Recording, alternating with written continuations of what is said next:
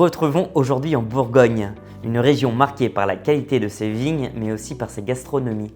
Et mis à part le raisin, un autre fruit fait la fierté de cette région, le cassis. Au départ cultivé pour ses vertus médicinales, la production de cassis s'est répandue à la fin du 19e siècle pendant la crise du phylloxéra. Ce petit puceron importé des États-Unis a détruit en quelques années une très grande partie du vignoble français. Les vignerons se sont donc adaptés, ont transformé leur exploitation et ont débuté la production de cassis.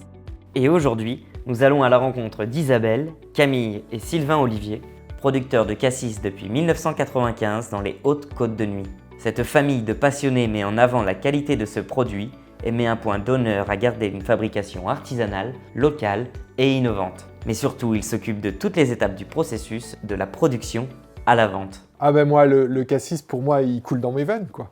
Donc voilà, et il n'y a pas de... C'est un attachement, c'est une région, c'est une couleur, c'est une odeur.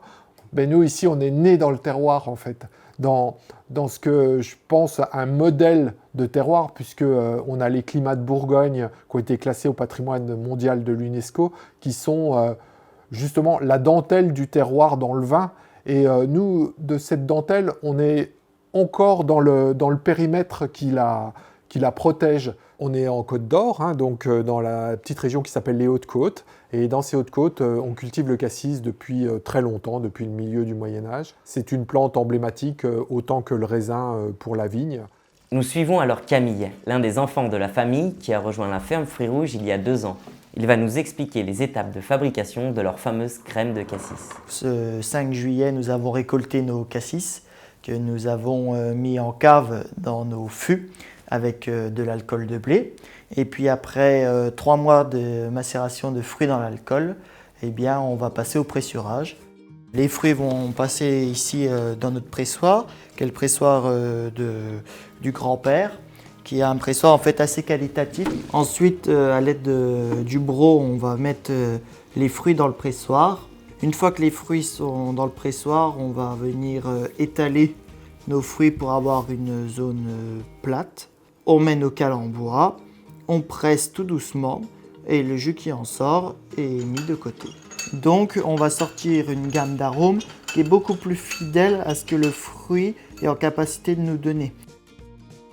Après cette étape de pressurage, le jus est filtré, puis on y ajoute du sucre. Et ensuite, on va remuer toute la nuit avant de mettre en bouteille le lendemain matin.